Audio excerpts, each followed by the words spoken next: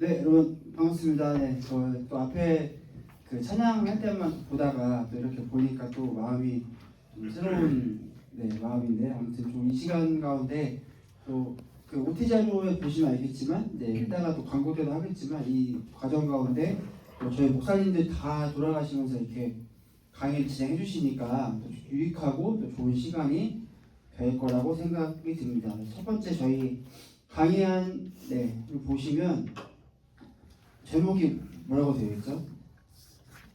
예배. 네, 예배 거룩한 첫걸음 돼 있어서 그래서 예배에 대한 사실 이거 예배에 대한 강의지만 단순히 그냥 뭐 예배는 어떤 거다라고 그냥 그렇게 정의하는 것이 아니라 함께 또 고민하고 또 나아가는 시간으로 가시려고 합니다. 그래서 예배에 대한 다양한 정의, 예배를 한 단어로 표현해 본다면 예배는 땡땡이다. 은별자매님 뭐라고 생각하세요? 예배는 본인이 생각하는 예배 뭐라고 생각하세요? 고백? 그렇게 이유도 설명해 주세요.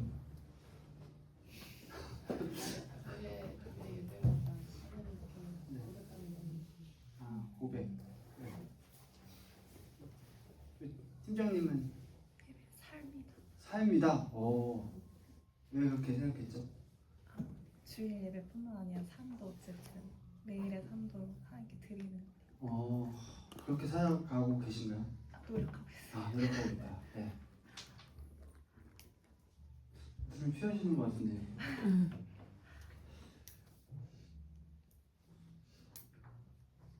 네, 넘어가겠습니다. 네.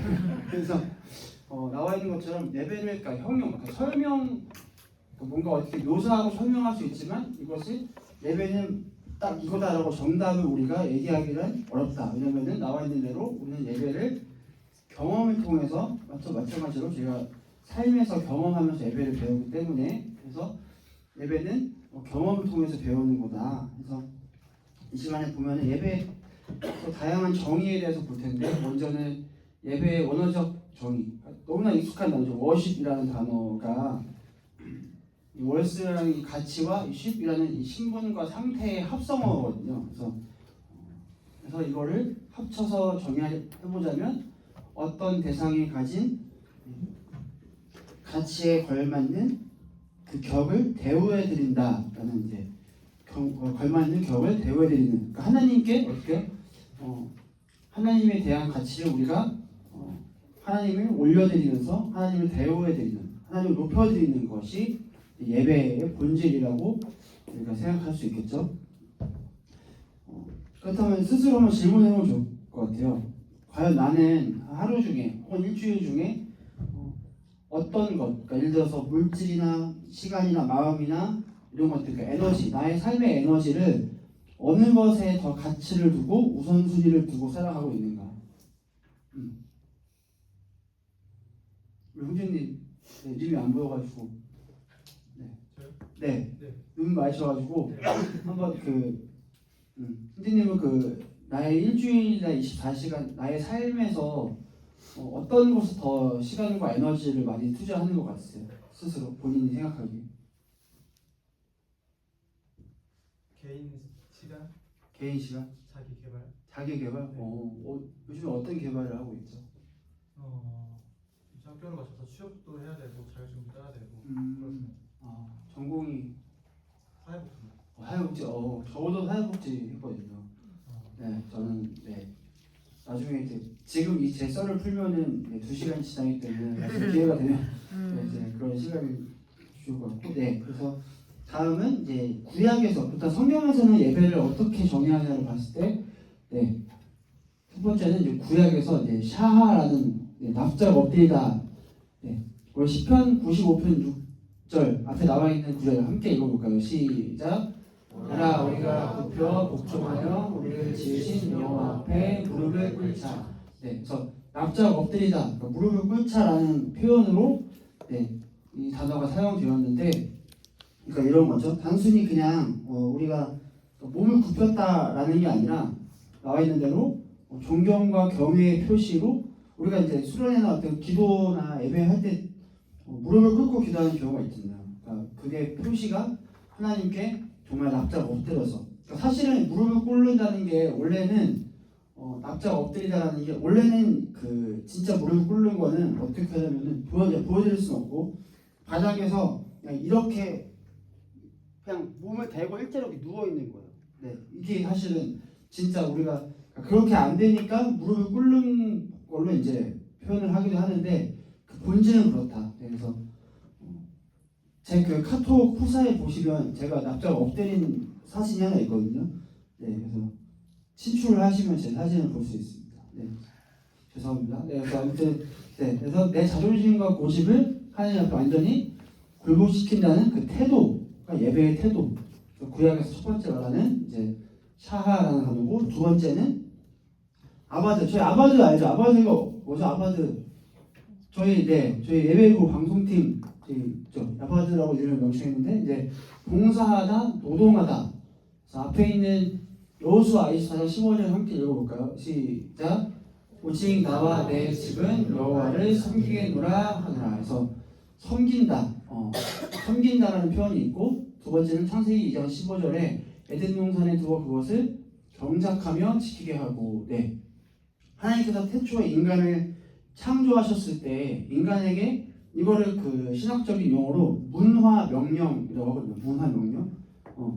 경작하고 지키며 가꾸게 하시는 것. 그러니까 사람들이 오해하는 것은 뭐냐면은 땅을 정복하고 경작하고 지키라고 해가지고 이것을 잘못 악용하면 요즘에 그런 것처럼 전쟁 이런 것들을 정복하고 굴복시키는 것으로 오해하지만 하나님께서 인간에게 주신 경작하고 지키고 정복하라라고 말씀하신 것은 사실상 그 세상을 주님의 마음으로 어떻게 해요? 가꾸고 우리가 하나님의 형상으로 지음받았기 때문에 그 형상에 걸맞는 그런 태도로 그래서 세상을 주님의 나라로 만들어 갈 수 있도록 우리도 이 세상에서 이 땅에서 하나님의 마음으로 이 땅을 가꾸고 경작하고 지키면서 살아가라라는 게 사실은 그 말씀의 본질이거든요.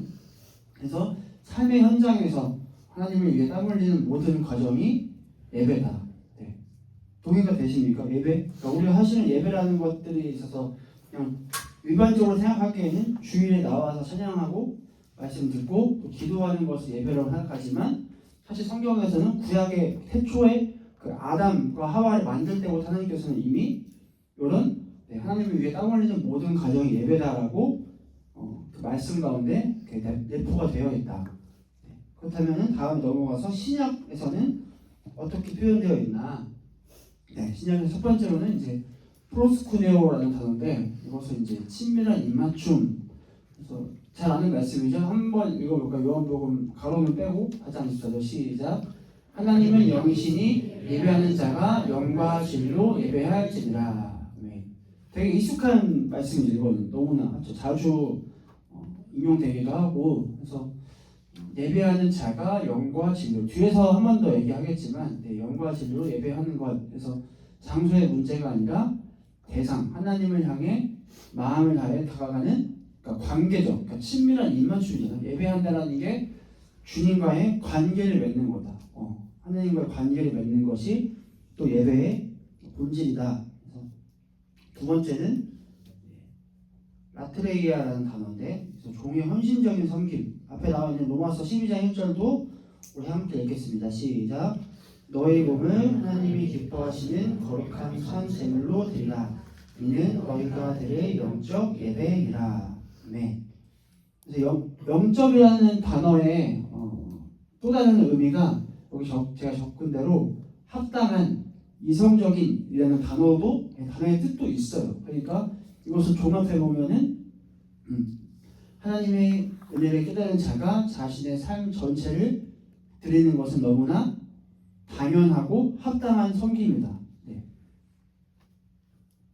하나님의 은혜를 깨달은 자, 우리겠죠? 우리가 우리의 삶을 주님께 드리는 것은 너무나 당연하고 합당하다. 사실 되게 어려운 거예요. 당연하고 합당한 섬김이라고 했지만 내 삶 전체를 드린다. 이게 꼭 저처럼 목회자가 되고 선교를 나가서 선교를 하겠다, 순교를 하겠다 그런 마음이 아니라 내 삶의 주인이 내가 아니라 하나님이다라는 것을 고백하고 또 주인 의식을 가지며 살아가는 것이 중요하다라는 그러한 이야기인 거죠. 그다음에 다음으로는 레이투르기아라는 단어가 있는데 이것은 공적인 또 봉사를 또 예배의 원어적 포함되기도 합니다. 그래서 히브리서 8장 6절도 함께 읽겠습니다. 시작.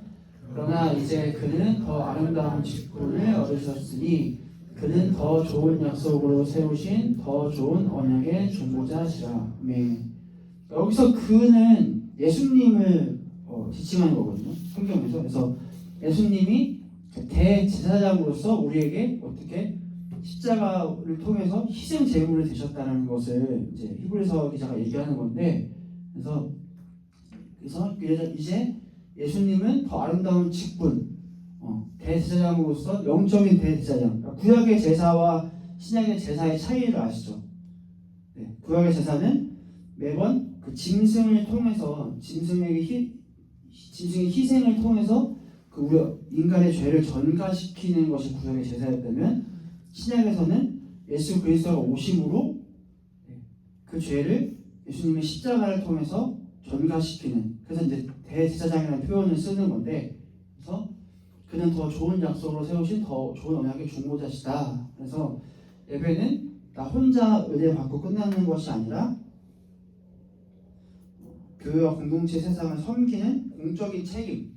그러니까 예수님이 그 십자가 지심으로 우리의 모든 죄를, 인류의 죄를 사하해 주셨던 것처럼, 그 책임을 지셨던 것처럼, 어떻게 우리도 그런 공적인 주님의 마음으로 삶의 자리에서 어떻게 하면 주님의 마음으로 내가 삶의 자리에서 주님의 마음으로 사랑하고 주님의 마음으로 그 삶으로 복음을 전하면서 살아갈 수 있을까를 매일 고민하면서 그런 책임의식을 가지고 살아가야 한다. 영적인 책임의식을 가지고 살아가야 한다라는 것을 보여주기도 하는 거죠.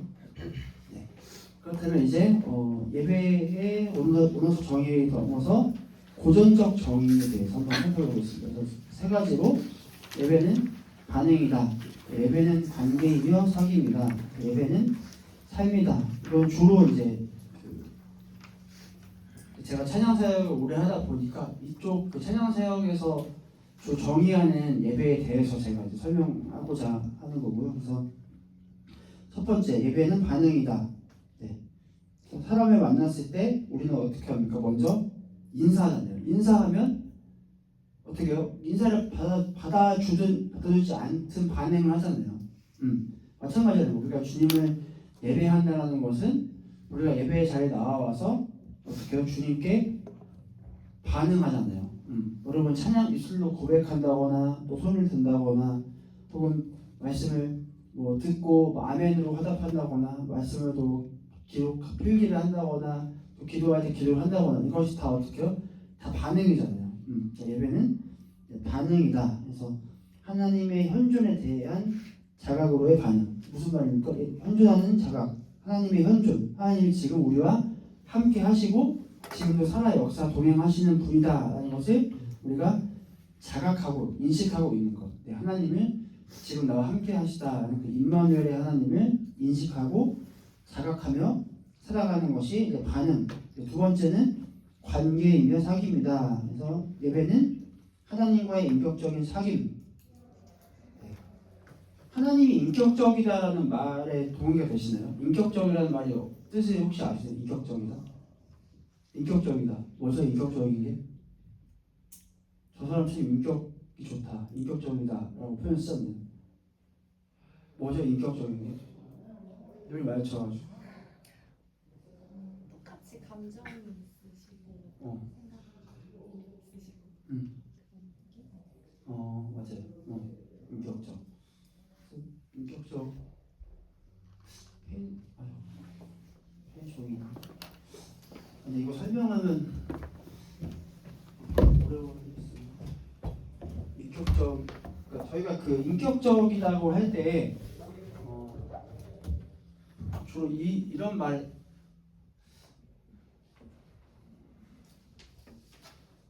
지정이라는 말 들어봤나요 혹시? 지정이? 이 지가 뭐죠? 그래서 여러분 그 지식, 이건 뭐예요? 감정, 의지거든요. 의지. 의지. 그러니까 하나님, 그러니까 우리가 인격적이다 할 때 인격적인 거는 결국에 그 관계적이다. 그러니까 인격적이라는 인격적 이꼴 관계적이다라는 표현을 쓰는데 그런 거예요. 내가 예를 들어서 인별점에 대해서 알아요. 안다라는 게 두 가지가 있지. 이 사람에 대해서 내가 그냥 프로필하는 거야. 나이는 몇 살이고, 뭐 생일은 언제고, 이렇게 아는 것과 있고, 두 번째가 안다라는 게 이 사람을 아는 것과 이 사람에 대해서 아는 것의 차이가 있죠. 방금 제가 얘기한 거는 이 사람에 대해서 그러니까 기본적인 프로필, 이름, 나이, 성별, 뭐 생일 이런 것들을 안다, 대해서 안다라고 했을 때는 단순히 약간 이런 건 지식적인 알이겠죠. 그래서 두 번째는 감정, 아까 얘기한 대로 관계를 맺고 인격적인 것은 감정적인 교류가 있는 거예요. 교류. 그래서 우리 근데 중요한 게 뭐냐면은 그러니까 신앙에서도 마찬가지로 우리가 하나님의 이렇게 공부하고 또 말씀을 연구하면서 하나님에 대한 지식을 쌓아요. 중요하잖아. 중요한데 여기서 머물러 있으면은 안 된다. 그러니까 우리가 예배를 통해서도 어떻게 예배를 통해서 뭐 은혜를 받으면 눈물을 흘리기도 하잖아요. 그러니까 감정적으로 또 몰입이 돼서 주님을 찬양하기도 하고 그러니까 이런 것들이 다 포함되어 있죠. 근데 중요한 거는 지식적인 거 좋고 감정적인 거 중요하지만 끝에는 뭐냐면은 이 의지. 그러니까 뭐냐면 우리 하나님께서 우리에게 뭘 주셨죠? 자유의지 주셨잖아요. 왜 주신 것 같아요? 자유의지를? 왜 주셨을까? 자유의지를? 왜 주셨죠? 자유의지를? 왜 주셨죠? 자유의지? 뭐라고? 존중. 네. 그러니까 같은 결인데 자유의지를 주신 이유는 우리가 수많은 인생 가운데 되게 객관적으로 봤을 때 상식적으로 되게 좋은 게 많잖아요. 좋은 거. 좋아 보이는 게 되게 많잖아. 그렇지만 이 좋아 보이는 수많은 것들 중에 우리가 사실 그 하나님의 방법과 하나님을 선택했을 때 누릴 수 있는 그 축복과 기쁨 그것이 훨씬 크다라는 걸 주님이 우리에게 사실 그것도 선물이에요. 그걸 느끼게 해주는 것도 우리가 느낄 수 있는 건 선물이거든요. 하나님께서 주신 그거를 그 은혜의 감격과 기쁨을 우리에게 직접 너네가 의지를 가지고 선택을 했을 때 그 기쁨이 얼마나 큰지를 누렸으면 좋겠다.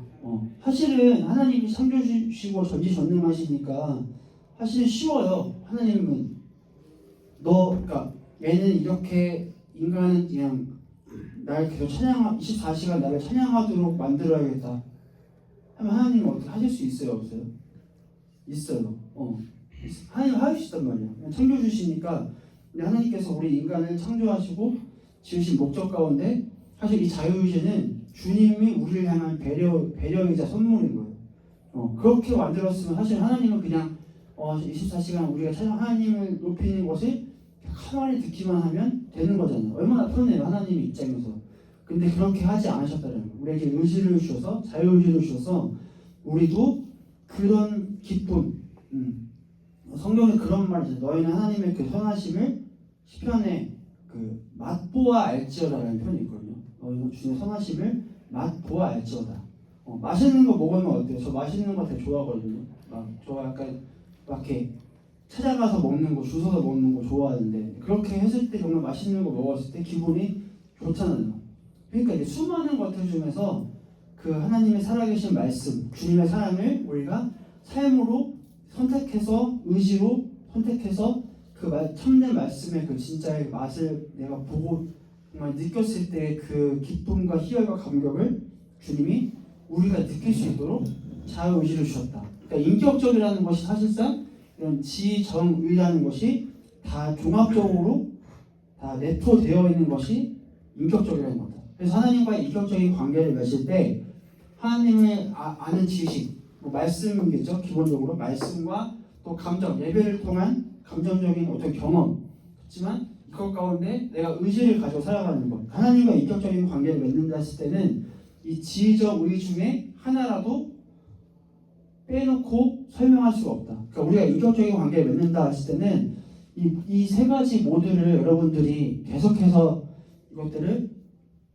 균형 있게 잘 지켜나가고자 밸런스를 유지하고자 모든 면에서 다 노력을 해야 한다. 이것이 이제 하나님과 인격적인 관계를 맺는다라는 것의 포커스라고 여러분들이 이해하시면 좋겠습니다. 네.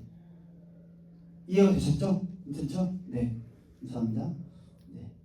그래서 의식을 행하는 게 아니라 서로를 알아가고 소통하는 친밀한 사귐이 이제 예배가 이루어진다는 게 관계임의 사귐이다. 두 번째고 마지막 세 번째는 예배는 삶이다. 그래서 강의에 나와 있는 대로 예배는 형식을 갖춘 의식을 드리는 것이 아니라 우리 삶 전체에서 하나님을 향해 계속적으로 일어나는 삶의 태도를 의미한다. 네. 같은 맥락이겠죠? 네. 다음 넘어가서 이런 표현이 있어요. 하나님의 예배는 하나님의 계시에 대한 우리의 응답이다. 네. 하나님의 계시에 대한 우리의 응답, 반응이다. 네. 하나님의 계시, 그러니까 하나님이 자신을 드러내는 것. 그러니까 하나님의 자기 계시를 우리가 그 성경 말씀을 통해 하셨다라고 표현을 많이 하는데 하나님께서 우리에게 주신 하나님 지금 살아계시다는 것을 우리에게 늘 말씀하고 계시는데 그것을 우리가 응답하는 것이 예배다. 그래서 우리 그러니까 예배를 생각했을 때 다음 거 보고 한번 얘기할게요. 이 루이 기글리오라는 사람이 이렇게 표현했습니다. 진정한 경배란 하나님의 영광과 위대하심에 대하여 우리의 인생 전체를 통해 응답하는 것이다. 계속 비슷하죠. 그래서 예배는 응답하고 반응하는 것이다. 사실 우리 주일 예배 때 여러분 그 예배의 포커스가 누구한테 가 있나요? 주로 나한테 있지 않아요? 내가 은혜 받고 맞죠?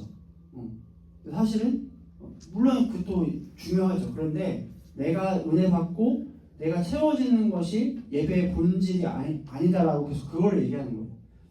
예배의 본질은 내가 이제 한 주를 살아가면서 주님께서 나를 지켜주시고 나의 삶을 지켜주심에 감사하는 마음으로 주님 감사합니다, 주님 사랑합니다라고 내가 주체가 돼서 주님께 올려드리는 것이 예배의 본질이지 일방적으로 내가 은혜를 받는 것만이 예배의 본질이 아니다. 그래서 아까 얘기했던 그런 인격적이라는 게 서로 관계적이죠. 그러니까 서로 상호 관계라는 거는 혼자 일방적으로 쌓는 게 아니잖아요. 서로 주고받는 것이 그렇죠. 마음과 생각과 사랑을 주고받는 것이 관계를 쌓는 거니까 마찬가지로 주님의 입장에서 또 우리가 주님께서 우리 사랑을 주시는 만큼 우리도 주님께 사랑을 표현하고 고백하고 높여드리는 것 그대로 주신 은혜와 사랑에 대하여 그대로 반응하고 응답하는 것이 사실 예배의 본질이다라는 이야기를 하고 있는 거죠. 네. 그 유명한 찬양사역자 중에 그 매트 레드먼이라는 사람이 이렇게 표현했어요. 우리들은 마음에 담아둘 수 없기 때문에 예배한다. 이 매트 레드먼이라는 사람, 하나 얘기할게요. 그 진짜 유명한 분인데 여러분이 알만한 찬양 중에 하나가 이제 주 이름 찬양. 주 이름 찬양 분명히 그거 작곡하신 분이거든요. 네, 대표곡 워낙 많은데 잘 아는 곡과 이 유명한 찬양 사역자분이 찬양과 예배를 표현할 때 우리는 마음에 담아둘 수 없기 때문에 예배한다. 되게 멋진 말인 것 같아요. 한번 생각해 볼까요? 나는 과연 예배할 때 어떤 마음으로 예배하는가? 그러니까 이 고백이 사실 저도 되게 어려운 고백이거든요. 마음에 담아둘 수 없기 때문에 예배한다. 사실 제가 이제 수원성 청년부 온지 이제 4개월, 작년 12월에 왔으니까 12월 셋째 주에 왔으니까 4개월 정도 됐는데 사실 막 초반 한두 달은 되게 찬양도 하면서 힘들었어요. 그러니까 뭘 힘들었냐면은 약간 잘해야 된다. 잘해야 된다. 앞에서 잘해야 되고 뭔가 잘하는 거를 보여줘야 된다라는 약간 좀 압박감이 있었거든요. 왜냐면 이제 앞에서 예배 찬양인도 하는 사람으로서 여러분들이 예배에 내가 방해를 받으면 안 되니까, 방해를 주면 안 되니까, 여러분들이 온전히 예배할 수 있게 제가 도와야 하니까, 돕는 자 역할을 써야 되니까 항상 그 압박에 되게 휘둘렸는데, 그 전에는 제가 이제 그 전에, 그러니까 여기 오기 전에는 한참 예배할 때 저는 이런 마음이 잘 됐었거든요. 아, 이게 내가 너무 하나님께서 나 주신 은혜에 감사하고 벅차서 이걸 내가 표현하지 않고는 견딜 수가 없구나라는 것이 있었는데, 초반에는 없다가 요즘에 들어서 조금 익숙해지고 또 청년들과 많은 교류와 또 교제를 하면서 요즘에 다시 이런 마음이 생기더라고요. 내가 이 하나님께서 나에게 좋은 교회와 좋은 공동체에 불러주시고, 이 청년들이 이런 시대에 이렇게 막 700명 모이는 청년 공동체가 사실은 거의 없어요. 요즘 시대에 100명 모이기도 힘든 요즘 그런 청년 그런 예배인데, 그래도 불구하고 이 60여 명 모이는 이 청년들에게 정말 내가 이제는 잘해야겠다가 아니라 내가 내가 너무 벅차서 은혜가 가득 차서 이 사람을 이 친구들도 누렸으면 좋겠다는 마음으로 제가 다시 변하고 하고 있고, 다시 요즘에 조금 그런 적응기와 모든 것들을 거치고 나서, 그러니까 여러분도 내일 또 우리 예배가 있잖아요. 예배 때 이런 마음으로 한번 예배에 와보면 좋을 것 같아요. 주님, 제가 한 주 살아가면서 힘들었지만 그럼에도 불구하고 나를 지켜주시고 인도하여 주신 그 주님의 사랑에 너무나 감사해서 제가 주님을 오늘 예배하겠습니다 라는 마음으로 한번 나아보면 좋지 않을까, 그런 생각이 들어서 이 문장을 제가 한번 가져와 봤습니다. 다음 넘어가면 이제 예배의 조건에 대해서 할 때, 그래서 예배를 예배되게 하는 것은 진정성이다. 아까 얘기했던 하나님은 인격적인 분이시다. 그래서 5탄인데 이거는 밑에 요한복음 4장 23절이거든요. 이 두 개 말씀을 이어서 한번 읽어보겠습니다. 시작. 하나님은 영이시니 예배하는 자가 영과 진리로 예배하시리라. 아버지께서는 자기에게 이렇게 예배하는 자를 찾으시느니라. 아멘. 사실 이 아래에 있는 구절은 앞에 있는 구절이거든요. 23절. 이거 여기 첫 번째가 24절 말씀인데, 하나님은 영이시니 예배하는 자가 영과 진리로, 영과 진리로 예배한다라는 게 내가 전심으로 예배한다. 전심으로라는 마음 표현을 아세요? 혹시 찬양도 있는데, 전심으로라는 거는 이제 마음과 뜻과 내 힘을 다해서, 성경에도 그런 거 있잖아요. 마음과 뜻과 힘을 다해 내 주 하나님 여호와를 사랑하라. 아까 얘기했던 이 지정이 맞죠? 전심으로 하는 게 사실은 내 지식과 감정과 의지를 다하여서 모든 힘을 다하여서 주님을 예배하는 것, 그렇게 하겠다. 왜냐하면 주님은 이렇게 예배하는 자를 찾고 계신다. 여러분, 이 찾고 계신다라는 게 굉장히 중요한 표현인 것 같아요. 그러니까 사실 하나님이 인격적인 분이라는 게 사실은 너 예배하는 사람, 이 사람 예배 안 하는 사람 이렇게 구분짓고 그냥 하나님의 입장에서는 그냥 심판하고 벌 주고 그냥 같이 갈 사람 같이 가고 같이 안 갈 사람은 다 심판 그 지옥으로 던져버리고, 이렇게 정말 이분법적으로 하나님은 이렇게 하면 되게 편하시거든요. 근데 하나님은 다 아시면서도 찾으신다. 이렇게 예배하는 사람, 나를 사랑하는 사람 어디 없나? 사실은 다 아심에도 찾아주신다는 거. 사실은 너가 그래도 다시 한번 내 앞에 나와서 무릎 꿇고 예배하는 것을 나는 원해. 내가 다시 한번 너의 삶으로 들어가서 다시 그런 마음을 가지고 있는지 내가 한번 들여다볼게. 찾으시다라는 게 사실은 그런 맹단인 거예요. 그래서 찾아주신다는 게 굉장히 은혜인 거죠. 하나님께서 직접 다 은혜를 살펴주시고, 그래서 창세기 초반에 3장에 아담과 하와가 선악과를 먹고 죄를 지었잖아요. 그때 하나님께서 첫 번째로 하셨던 행동이 뭔지 아세요 혹시? 아니면 제가 선물을 모르시니까 제가 창세기 3장 9절에 하나님이 어떻게 하면은 아담과 하와가 선악과를 먹고 어떻게 서로 벗은 것을 알고 두려움으로 가득해서 무화과 나뭇잎으로 몸을 가린 다음에 숨어요. 두려워서 숨었다. 그때 주님 하나님께서 하셨던 첫 번째 말씀이 아담아 내가 어디 있느냐라고 말씀하세요. 어디 있느냐. 하나님이 정말 아담이 숨어서 숨바꼭질해서 못 찾아 정말 꽁꽁 잘 숨어가지고 하나님을 찾으셨을까요? 다 아시잖아요. 찾으신다는 게 그런 거예요. 사랑의 하나님께서 사랑을 우리에게 제시해 주시는 거예요. 사랑의 손길을 기회를 주시는 거죠. 아담아 네가 어디 있느냐. 그러니까 그거 표현해서 너가 죄를 지었는 거 아니까 다시 너가 직접 죄를 고백하고 한번 나와봐. 나에게 죄를 고백하면 내가 용서해 줄게. 하면서 사랑의 손길을 한번 회개의 기회를 주시는 거예요. 하나님이 이렇게 예배하는 자를 찾아주신다라는 표현 자체가 지금처럼 잘 너가 살면서 이렇게 잘 살아가지 못했을지라도 다시 돌이켜서 마음과 힘과 뜻과 너의 삶을 다해서 다시 예배의 자리로 나올 수 있기를 바래. 우리 다시 함께 하자라는 그런 사랑의 초청이라는 것이 찾으신다라는 인격적인 분이다라는 것과 일맥상통하는 부분이니까 한번 기억하셨으면 좋겠고, 두 번째는 하나님을 예배하는 것과 예배 모임에 참석하는 것은 다르다. 그 스포츠 용어 중에 그 벤치 선수들 있잖아요. 주전 선수와 벤치 선수가 있는데 그 벤치 선수들을 표현하는 단어가 있어요. 벤치 워머.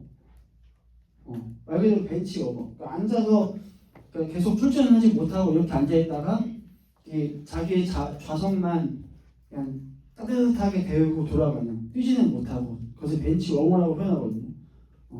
그래서 여러분에게 질문하자면 여러분은 예배 자리에 나와갔을 때 예배자입니까? 아니면 벤치 워머입니까? 스스로 한번 돌아보세요. 그냥 나는 그러니까 주로 썬데이 크리스찬이라고 하는데 나는 1시 반에 와서 있어가지고 이렇게 있고 3시까지 있다가 순모임도 안 하는 분이 계셔. 순모임을 하면 좋지만 못하거나 안 하는 분도 계신데 난 오늘 예배 앉아서 1시간 반 동안 예배 드렸으니까 난 예배한 거다 라고 생각하고 돌아가는 사람이 많다. 그렇지만 정말 조심스럽지만 그거는 사실은 그냥 50점짜리 예배인 거죠. 50점짜리. 100점짜리 예배는 내가 그걸 통해서 하나님께서 주신 은혜, 앞에서 얘기했던 것처럼 반응하고 표현하고 주님께 나의 그런 감사를 올려드리는 것이 또 올려드리는 만큼 또 은혜를 누리고 세상으로 나아가는 것, 서로 상호작용이 돼야 되는데 그게 안 될 때는 사실은 내가 50점짜리 예배다. 그러니까 이렇게 예배 모임에 참석하는 것과 예배하는 것은 다르다. 그래서 우리는 하나님을 예배하기 위해 예배 모임에 참석한다. 다시 한번 돌아보는 거죠. 나는 내가 은혜 받기 위해 예배 모임에 참석한다가 아니라 하나님을 예배하기 위해. 그 주체가 항상 기억해야 되는 것은 예배의 주체가 하나님이거든요. 하나님, 내가 아니라. 그래서 그거를 계속 똑같은 말을 계속 다르게 표현하고 있는 거예요.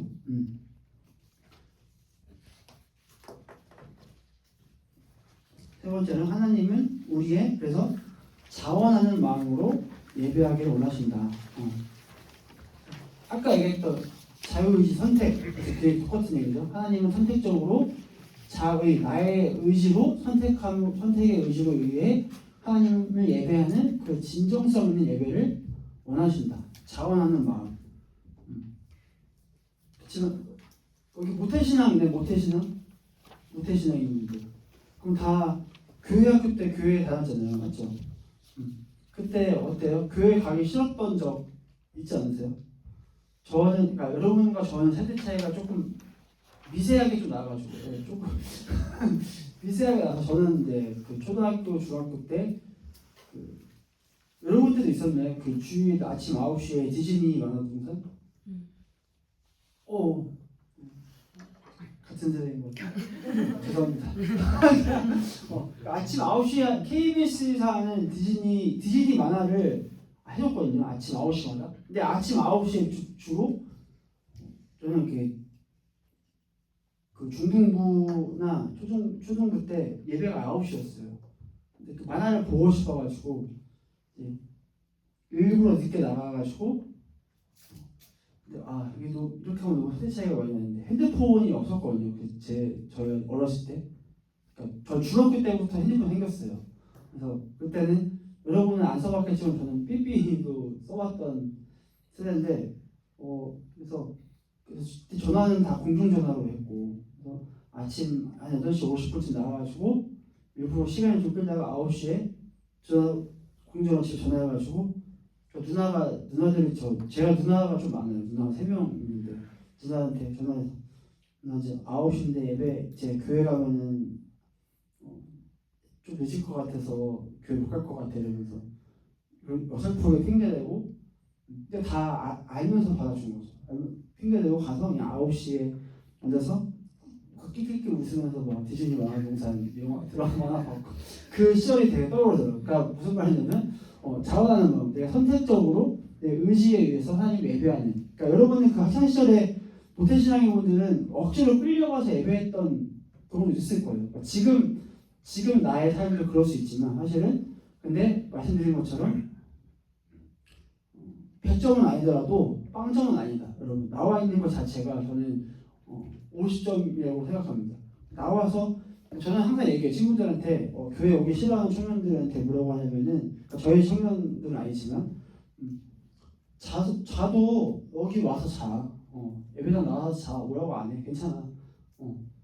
나오기라도 좀 해라. 약간 이렇게 표현하는데 어쨌든 우리가 선택적으로 내 의지를 가지고 예배 자리로 나오는 것이 굉장히 중요하고 의미가 있다. 두 가지 말씀 앞에 나와 있는데 이사야 말씀 한번 읽어볼까요? 시작. 이 백성이 입으로는 나를 가까이 하며 입술로는 나를 공경하나 그들의 마음은 내게서 멀리 떠났나니. 네. 언행 불일치. 그러니까 막 이런 거지. 찬양시 너무 그렇지만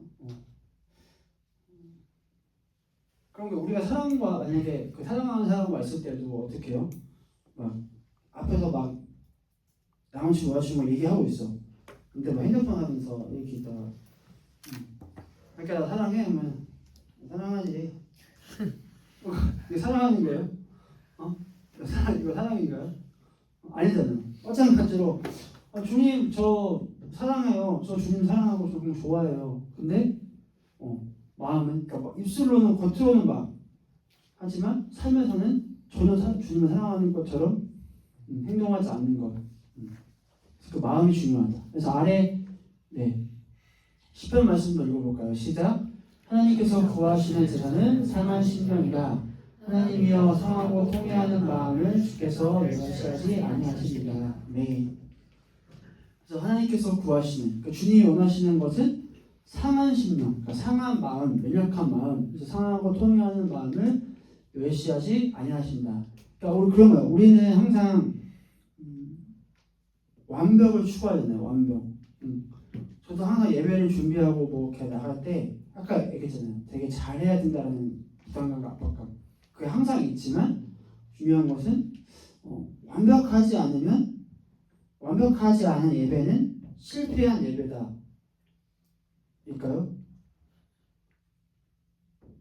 없죠. 아니에요. 저는 그렇게 생각해요. 하나님 앞에서 완벽한 예배는 없다. 예배뿐만 아니라 완벽한 삶, 완벽한 나의 어떤 것, 그러니까 하나님 앞에서 우리의 어떤 것도 100% 완벽해질 수는 없다. 그러니까 완벽하고 완전한 존재, 100%를 설명할 수 있는 존재는 이 세상에 하나님 말고는 없어요. 그러니까 우리는 하나님의 형상으로 지음받은 인간이기 때문에 그 100%를 추구하면서 살아갈 수 있지만 그 100%에 도달하는 삶은 현실적으로 불가능하다. 그러니까 100%는 사실 어떻게 해요? 그 하나님 나라의 천국에 갔을 때 주의 나라에서 우리가 함께 그 은혜를 마주했을 때가 100%의 완성인 거지. 지금 살아가는 삶에서 100%를 추구하면서 살아갈 수 있지만 100%를 정말 완성해서 완벽하게 나아갈 수 있는 것은 아니다. 그러니까 여러분이 사실 이런 마음에 조금 위로를 얻었으면 좋겠어요. 그러니까 내가 항상 예배자로서 완벽해야 돼, 100%여야 돼 이렇게 살아가는 사람 있거든요, 종종. 완벽하지 않으면 스트레스 받고 내 예배가 오늘 나의 예배의 기준치 이만큼인데 오늘 이만큼 내 기준치보다 좀 못 미치는 은혜를 받았어. 그래서 오늘 내 예배는 실패했다, 잘못됐다 이렇게 생각하는 사람이 있는데 전혀 그런 거 아니다. 오히려 주님은 상한 심령, 상하고 통회하는 마음, 그 연약하고 부족한 마음들, 그러니까 있는 모습 그대로, 천연 중에 내 모습 그대로, 이 모습 이대로, 맞죠? 내 모습 있는 모습 그대로 주님이 나를 사랑하신다. 나의 있는 모습 그대로 나를 받아주신다. 그러니까 여러분은 그냥 있는 모습 그대로 나아오면 된다. 그런 마음, 자원하는 마음, 그 마음이면 충분하다. 네, 이제 마지막 단락인데 예배의 확장에 대해서 설명해 볼게요. 네, 이 168이라고 되어 있는 게 1 플러스 167인데 이 숫자의 의미하는 게 뭘까? 퀴즈 내야겠다. 이 168이 의미하는 게 뭘까요? 제가 커피 스벅 기프티콘 걸고 168 제가 그 완전 P여가지고 이런 즉흥적인 거 좋아해요. 뭘까요? 168? 왜 정답을 넘기면 답이 나와서 제가 안 넘기고 있어요. 168 뭘 의미할까요? 다행히 아무도 몰라서. 168 저희가 이제 하루가 몇 시간이죠? 24시간. 네, 24시간을 일주일을 7을 곱하면 168시간이 나옵니다. 네, 맞겠지? 계산이. 아까 1시간 전에도 검토하고 왔거든요. 네. 그래서 제가 표현하는 건 뭐냐면은 우리 일주일의 삶을 봤을 때 주일 포함, 주일 월화수목금토의 일주일의 삶을 봤을 때, 우리는 그러니까 1시간, 그러니까 보통 평균 1시간이잖아요. 예배 시간이 1시간 반이지만 일반적으로 1시간을 잡았을 때, 우리가 드린 1시간의 예배가 진짜였는지는 우리의 나머지 167시간의 삶이 증명한다.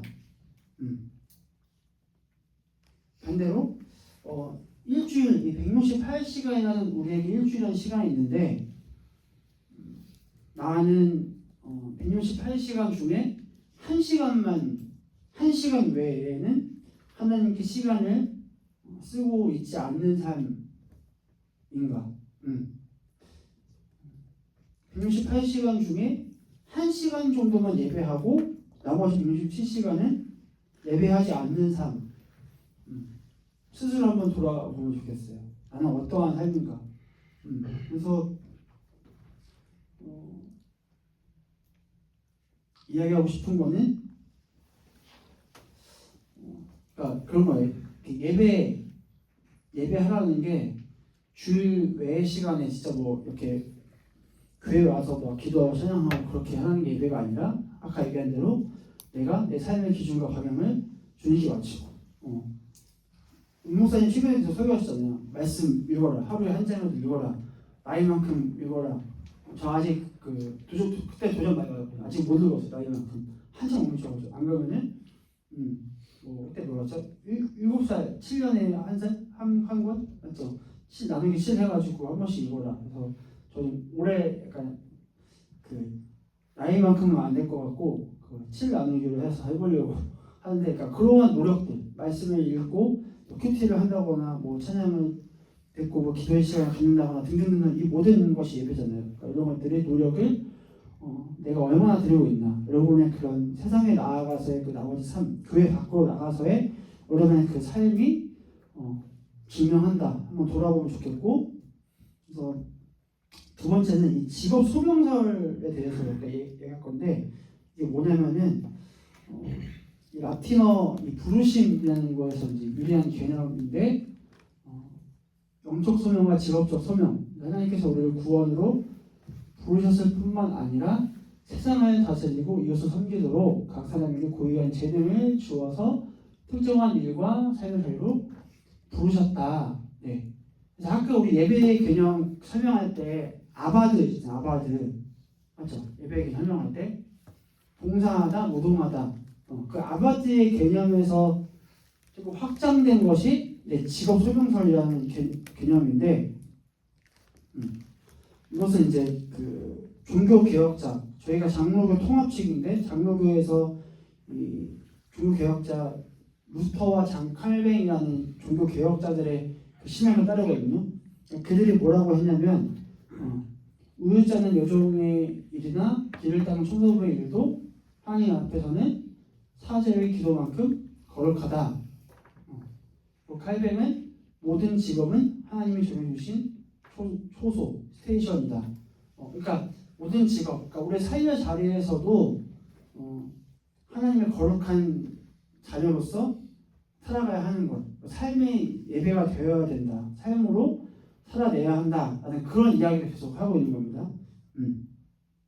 그래서 네 가지 제가 적어놨는데 1, 2, 3, 세 가지죠. 그래서 모든 정당한 직업은 성직이다. 이 하나를 볼게요. 그래서 과거에는 우리 목회자나 선교사만 거룩한 부르심을 받았고 돈을 버는 일은, 그러니까 이 중세 시대 초기 기독교와 이 중세 시대까지는 이렇게 되게 이분법적으로 되게 나눴어요. 흑과 흑백 논리로. 그래서 초기 중세 기독교에는 그 수도원 운동이라고, 그러니까 지금 옛날에 절 같은 경우가 사회만 있었잖아요. 지금은 많이 내려왔지만 그런 것처럼 교회와 세상도 섞이면 안 되고 구분 지어줘야 된다 해서 옛날에는 이렇게 되게 진짜 흑백 논리로 살았거든요. 그렇지만 직업을 단순히 생계를 유지하거나 불수축하는 썰을 넘어서 이제는 하나님의 창조 세계를 보존하고 하나님의 영광을 드러내기 위해 맡겨진 거룩한 임무로, 그러니까 직업이라고 했지만 사실은 여러분의 삶의 자리, 취업을 준비하는 분들도, 또 학업을 하시는 분들도 학교나 또 그 취업의 현장에서나 또 직장의 현장에서 여러분 삶의 자리에서 내가 하나님의 영광을 드러내기 위해 맡겨진 내 삶의 자리다라는 그런 소명의식을 갖는 것이 중요하다. 그래서 아까 얘기했던 그 아바드에서 인간에게 주어진 태초의 문화명령, 그렇죠? 동작하고 지키게 하는 것, 하나님께서 말씀하신 그 세계, 이 땅을 그렇게 주님의 마음으로 읽고 살아가는 것이 이제 이러한 내용. 두 번째는 코람데오. 이 코람데오라는 말은 익숙하시죠? 이거 그대로 말 그대로 코람데오는 하나님 앞에서라는 뜻이에요. 하나님 앞에서. 그러니까 하나님이 사실은 보이지 않지만 늘 우리와 함께 계신다라는 것을 인식을 가지고 하나님 앞에서 항상 여러분이 그런 마음을 가져야 되는 거죠. 어떤 상황과 어떤 태도를 하기 전에 제가 항상 그 생각하는 게 있거든요. 예수님이라면 어떻게 하셨을까? 말 한마디와 행동을 하기 전에, 왜냐면 저는 그 많이 깎이고 다듬어진 사람인데 제가 한 20대 중반까지만 해도 저도 이제 순장하고 찬양팀 리더하고 막 그런 시절이었는데 그때까지만 해도 제가 혈기가 왕성해서 욱하는 게 심했거든요.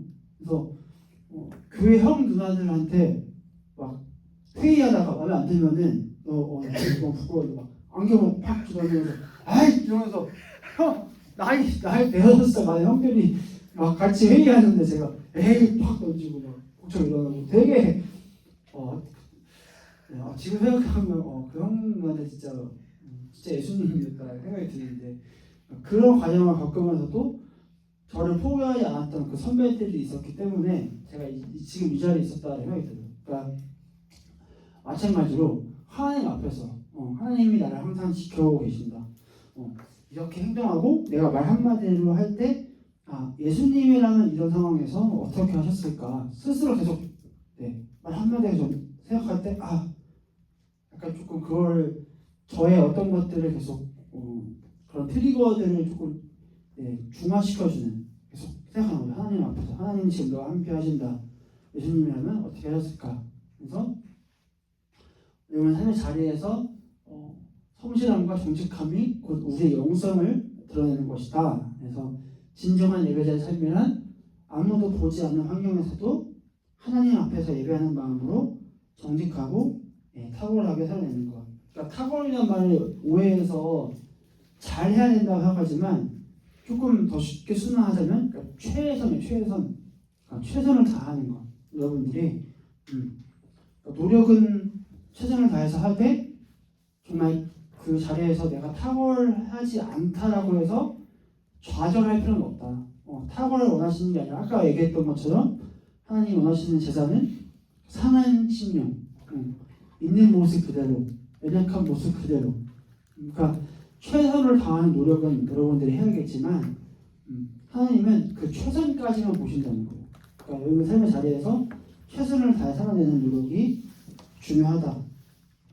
그다음 마지막은 이웃사랑의 통로. 그래서 내 직업을 통해, 내 삶을 통해, 내 어떠한 하나님께 주신 은사를 통해서 흘려보내는 사랑의 실천을 의미하는 건데, 그래서 참된 예배자는 교회 안에서 예배 잘하는 사람을 뛰어넘어 삶의 현장에서 정직한 예배자로 살아가는 것이다. 삶의 현장에서. 지금까지 했던 얘기 다 비슷하잖아요. 비슷한데 조금씩만 표현이 좀 다를 뿐이지 결국에는 같은 이야기를 하는 거예요. 삶의 자리에서 최선을 다해서 살아가라. 네, 초대교회 사도행전 말씀을 한번 볼 텐데요. 2장 44절에서 47절 말씀. 현대인의 성경 버전인데 앞에 나와 있으니까 우리 함께 다 같이 읽어볼까요? 시작. 있는 사람들은 다 함께 지내며 모든 것을 서로 나누어 쓰고 재산과 물건을 팔아 각자의 필요에 따라 나누어 주었다. 그들은 한 마음으로 날마다 성전에 모이기를 힘쓰고 집집마다 돌아가면서 성찬을 나누고 기쁨과 진실한 마음으로 함께 식사하며 하나님을 찬양하고 모든 사람에게 칭찬을 받았다. 그리고 주님께서도 구원받는 사람이 날마다 많아지게 하셨다.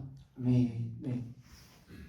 그러니까 믿는 사람들, 그러니까 초대교회의 그 크리스찬들, 기독교 사람들은 어떻게 되냐면은 다 함께 지내고 모든 것을 서로 나누어 쓰고, 그러니까 저희 개혁교사 성경에는 서로 통용했다고 하는데, 그러니까 재산과 물건을 팔아 필요에 따라 나누어졌다. 그래서 한 마음으로 내가 성전에 모이기를 항상 모여서 예배하는 이 자리를 사모한 것을 항상 모이기를 힘썼고, 항상 돌아다니면서 성찬 주님의 은혜를 나누고 기쁨과 진실한 마음으로 함께 식탁 교제를 하고 하나님을 찬양하고 그걸 통해서 모든 사람에게 칭찬을 받았다. 이런 행동을 보고 주님께서도 이러한 삶을 통해서 구원받는 사람이 날마다 많아지게 하셨다. 그러니까 우리의 삶이 이런 삶이면 좋겠어요. 좀 넉넉한 마음으로. 사실은 이게 제가 코로나를 기점으로 이미 지났지만 그래도 코로나 전후로 이 공동체가 많이 깨졌잖아요. 그리고 이 개인주의가 굉장히 익숙해졌어요. 그 전부터 이미 있었지만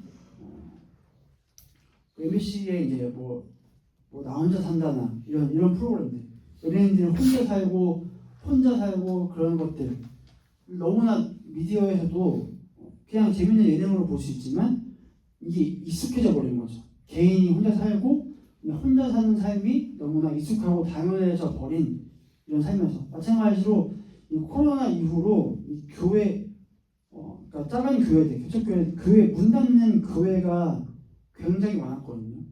상상 이상으로 그만큼 모일 수 없기 때문에. 그러니까 요즘 시대는 모이는 것은 굉장히 이상하게 생각하고 당연한 게 아니라 이렇게 모여서 우리가 무언가를 하고 예배하고 하는 것을 굉장히 더 이전보다는 이상하게 생각해요. 하지만 우리가 성경에서 말하는 또 하나님께서 우리에게 주시는 그런 예배와 삶의 가치는 함께 하는 것, 모이고 함께 무언가를 만들고 예배하고 그렇게 주님의 공동체를 이루어가는 것이 주님이 우리에게 원하시는 것이다. 네. 그래서 마지막으로 그렇다면 우리는 어디에 가치를 둘 것인가? 이 오늘이라는 예배라는 이 책에서 제가 이제 내용을 인용해 온 건데 제가 읽어볼게요. 우리는 마치 우리가 모든 일을 해낼 수 있다면 느슨한 모든 것을 조일 수 있다면 심지어 충돌조차 미리 나올 수 있다면 우리의 가치를 증명하고 우리 자신의 안전을 지킬 수 있다고 믿게끔 우리 자신을 속인다. 시간과 관련된 우리의 문제는 사회적이고 문화적이며 경제적이다. 틀림없다. 그러나 그것은 또한 영적인 문제, 즉 인간으로서 우리가 누구인지에 관한 핵심으로 곧장 들어가는 문제이기도 하다. 정말로 이러한 왜곡은 우리로 하여금 거짓 신학의 두 팔 안으로 뛰어들게 만든다. 하나님이 아닌 우리 자신이 시간의 주인이라고 믿게 되는 것이다. 우리는 시간을 어떻게 사용하는지를 통해 우리 자신의 가치를 증명하려 하고 우리의 궁극적 안전은 훌륭한 자기 관리에 달려 있다고 믿게 된다. 무슨 말이냐면 시간은 알다시피 그냥 우리가 정말 강물처럼 휩쓸려서 그냥 따라가잖아요. 시간. 저도 정말 시간이 되게 벌써 3월 끝나고 4월이 된다라는 믿기지 않을 정도로 빠르게 흘러가는데 우리가 시간을 어떻게 생각하냐면 여기서 말하는 이분이 말하는 것은 뭐냐면은 시간도 하나님의 선물이고 그 시간도 예배의 수단으로서 우리가 받아들일 수 있어야 한다라는 이야기를 하는 겁니다. 그래서 시간은 여기서 설명하는 것과 반대로 통제하고 관리하며 소비하는 그런 소모품으로서 우리가 시간을 받아들이는 것이 아니라 하나님의 그런 타임테이블, 그러니까 우리의 타임테이블이 아닌 하나님의 그 시간과 하나님의 때에 맞춰서 살아감으로써 그러니까 시간이 내가 소유할 수 있는, 내가 통제할 수 있는 나의 것이 아니구나. 시간의 주인이 하나님이구나라는 것을 우리가 기억해야 한다라는 이야기를 하고 있는 겁니다. 그렇게 해야 시간이 내 중심, 나 중심으로 돌아가지 않을 수 있다라는 거죠. 그래서 시간은 하나님을 중심으로 또 그분이 행하신 일, 그분이 하고 계신 일, 그리고 그분이 하실 일을 중심으로 돌아가는 것을 계속 기억하는 거예요. 그래서 중요한 거는 여러분 이 교회의 시간, 하나님의 시간을 따라 살아가면 100%이 세상의 시간과는 어떻게 해요? 충돌을 할 수밖에 없거든요. 근데 우리가 그냥 두려워하는 게 뭐냐면은 이 충돌을 두려워하는 거야. 세상에 충돌을 줘서 내가 주님을 믿고 따르는 이 삶이 누군가 불편해할까봐 내가 그리스도인으로 살아가는 건 내가 단순하게 내가 식탁에서 회사의 점심시간에 식사 기도를 하고 이렇게 하는 것 자체가 누군가에게 불편을 줄까봐 어느 순간부터 식사 기도를 안 하게 되고 그렇게 정말 일단락적인 단편적인 예시지만 저도 그런 적 있거든요. 계속 저의 고백을 하게 되는데 저 옛날 20대 중후반에 그 기도를 누군가 보는 앞에서 하는 게 되게 부끄러운 거예요. 혹시 아까 대부분 이런 경험이 없더라고요. 저만 있는데 예를 들어서 딱 앉았어요. 앉아서 다 같이 이렇게 앉아 있는데 기도를 해야죠. 시작을 해야 되잖아요. 시작을 이렇게 하면 티나니까 그냥 그 얼굴 세수하면서 하나님 오늘도 그런 적 없어요? 그러니까 저밖에 없어요. 이런 사람이 저밖에 없어요. 저는 그러면 그렇게 약간 그러겠어요. 약간 조금 뭔가 표현하고 내가 그리스도인이라는 걸 드러내는 것 자체가 왜 그런지 모르겠는데 부끄러웠어요. 되게 자신이 없었고 신앙적으로. 그렇지만 여러분에게 도전하는 것은 우리 인생과 시간의 주인이 하나님이라는 것을 여러분의 삶을 통해서 어떠한 형태든 삶으로 그런 것들을 좀 증명하고 증거하는 삶을 살아가면 좋겠다. 그래서 마지막으로 제가 강연 안 했는데 제가 그냥 나름의 그 예배자 선언문이라는 걸 한번 제가 문제를 만들어봤어요. 다 같이 요거 읽고 마치겠습니다. 우리 시작. 나는 주일에만 하나님을 찾는 사람이 아니라 월요일의 일상에서도 예배하는 사람입니다. 나의 학교, 나의 직장, 내가 매일 걷는 그 평범한 길이 곧 하나님이 함께 하시는 거룩한 곳임을 믿습니다. 나의 공부가 세상을 돕는 준비가 되고 내가 일터에서 흘리는 땀방울이 누군가를 향한 따뜻한 사랑과 섬김이 되기를 원합니다. 내 학생증과 사원증이 하나님이 나를 보내신 신분증임을 기억하며 오늘 하루도 내게 주어진 자리에서 하나님을 내 삶의 가장 최고의 가치로 인정하며 살겠습니다. 네, 이러한 삶을 살아가기를 간절히 소망합니다. 혹시 여기까지인데 질문 혹시 있나요? 질문 없나요? 질문 없으면 제가 기도하고 저희 팀장님 나와서 광고하고 이제 소그룹 모임. 그리고 하기 전에 그 강의한 마지막에 그 체크리스트 제가 그냥 만들어 봤는데 이거는 뭐 시간이 되면 뭐 나눠도 좋고 아니면 혼자 스스로 좀 점검해보면 좋겠다. 제가 표현한 대로 그냥 잘하고 있는가라는 점검이 아니라 그냥 스스로 좀 점검하고 내가 맞다 틀리다를 보는 게 아니라 어떠한 삶을 살아가면 좋을지를 한번 그냥 여기서 체크리스트, 그러니까 정답은 아니니까 한번 뭐 해보시고 소그룹 모임 하다가 또 시간이 남으시면 한번 그것도 체크리스트를 통해서 또 나누면서 이어가면 좋겠다. 그렇게 말씀을 드리고 싶습니다. 그럼 기도하고 하나님 감사합니다. 또 저희 사랑하는 소원한 청년들 2020년 첫 LTC를 또 시작하고 이렇게 좋은 시간을 보낼 수 있게 하시면 감사합니다. 주님 오늘은 또 예배에 대한 마음과 생각을 나누었습니다. 청년들 또 예배자로 살아갈 때 단순한 주일에만 예배하는 사람을 뛰어넘어서 삶의 자리에서 정말 주님을 예배하고 주님을 드러내는 주님께서 찾으시는 그 한 사람의 예배자 복된 크리스천으로 살아갈 수 있도록 청년들의 삶과 마음을 붙들어 주옵소서. 하나님 각자 학업에 있는 사람들 또 취업을 준비하는 사람들 또 직장생활하며 치열하게 살아가는 삶의 모양은 다르지만 우리가 예배하고 사랑하고 섬기는 그 하나님은 단 한 분이심을 기억하며 하나님께서 우리의 삶을 계속해서 더 좋아지게 해주실 것임을 믿고 신뢰하며 나아가는 우리 사랑하는 수원산 청년들 되게 하여 주옵소서. 감사하고 사랑하며 사랑이 많으신 예수님의 이름으로 기도드립니다. 아멘.